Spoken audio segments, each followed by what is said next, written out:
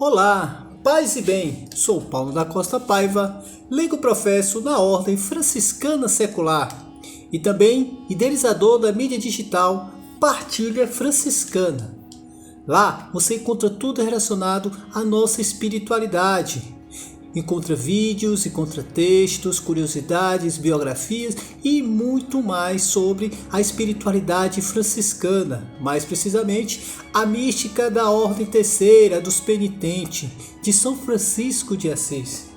Também aproveita e faça um convite. Você que é leigo, que é casado, solteiro, viúvo, idoso, jovem, independente de que situação esteja, venha fazer parte da nossa família franciscana.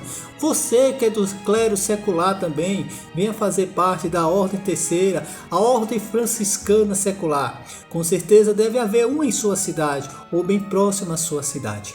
E agora vamos dar continuidade aos vídeos sobre a ramificação da grande família franciscana. Já falei da primeira ordem, já falei da segunda ordem e estamos na terceira ordem.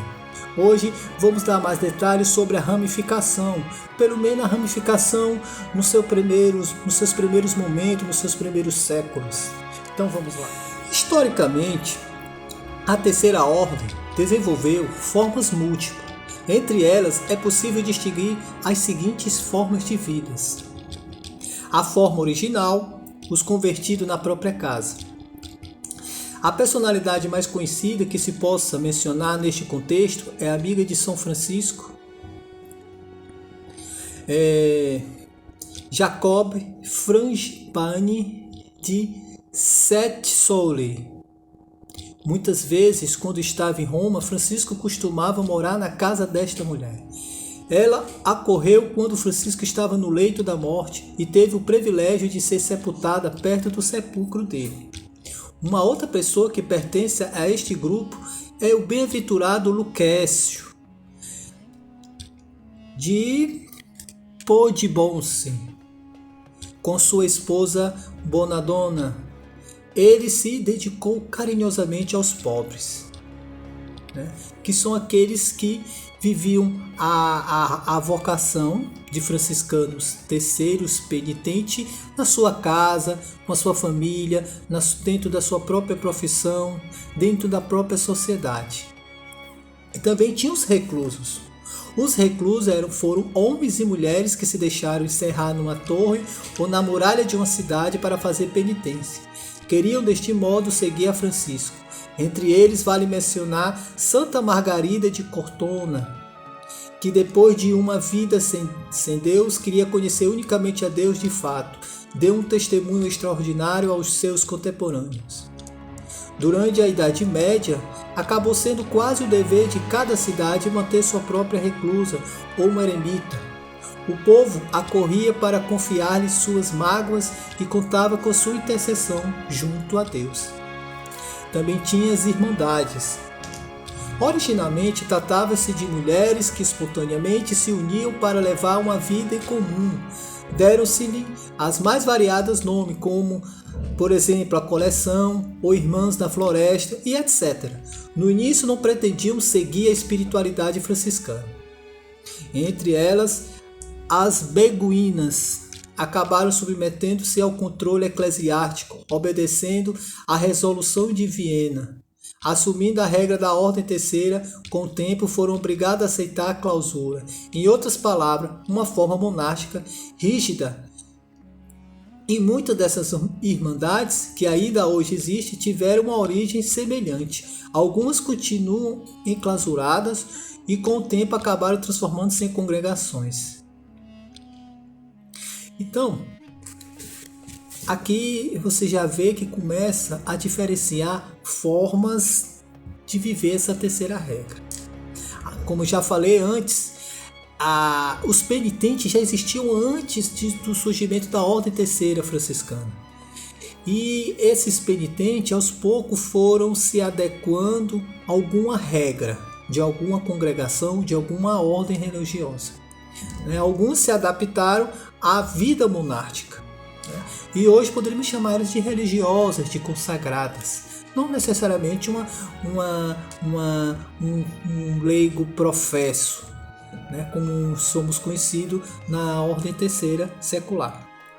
Também tinha a ordem masculina regular.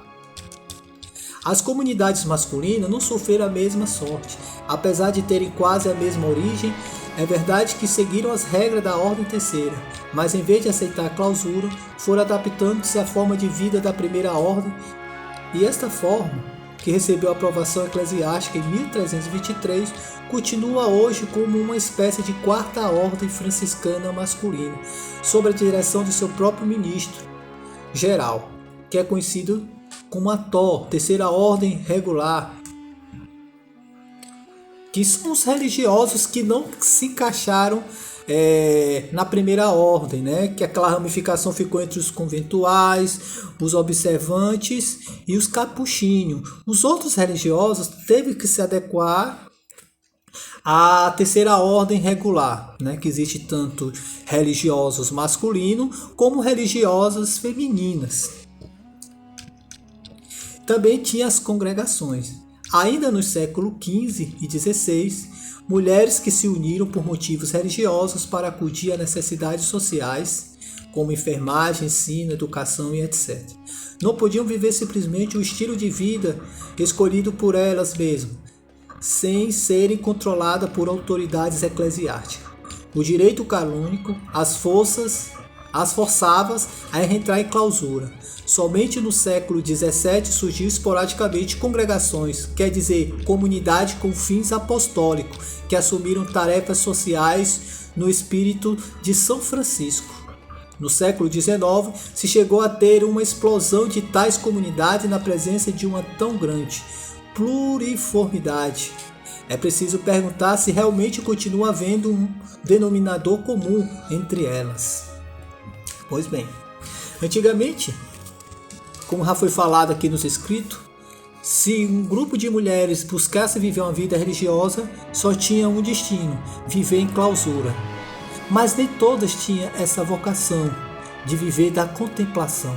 Muitos se sentiam chamados à missão, ao trabalho caritativo. Mas foi só a partir do século XVII que a igreja começou a abrir as portas para essas missões, mais principalmente em escolas, em hospitais, em asilos, em orfanatos, né? Que para dar aquela assistência urgente àqueles que não tinham ninguém por eles. Então a igreja agia como uma mãe que cuidava dos seus filhos mais necessitados. E elas buscavam viver isso numa espiritualidade franciscana. E já que elas não se encaixavam especificamente na segunda ordem, né, que já estava fechado no seu contexto e na sua realidade, então elas foram se adaptando na grande família franciscana a estar presente na terceira ordem, mais precisamente a regular, né, que são as religiosas, as consagradas. Então, nesse momento a gente já deixou de uma forma assim mais específica como era o desenrolar dessa ramificação, que começou de uma forma e foi se desenrolando de outra. Talvez até esteja dando spoiler para o próximo texto, mas isso é mais para confirmar como é que foi a conclusão e como é que está na atualidade a ordem terceira, né? Se não é secular, é regular. Se não é regular, é secular, né? Então, espero vocês no nosso próximo encontro e sempre dê uma olhadinha, releia os textos que estão embaixo do vídeo para reforçar a melhor compreensão. E o mais importante, busque pesquisar além desses textos, além desses vídeos, as fontes franciscanas, a Constituição e as inúmeras literaturas que há da espiritualidade nossa. Amém? Paz e bem.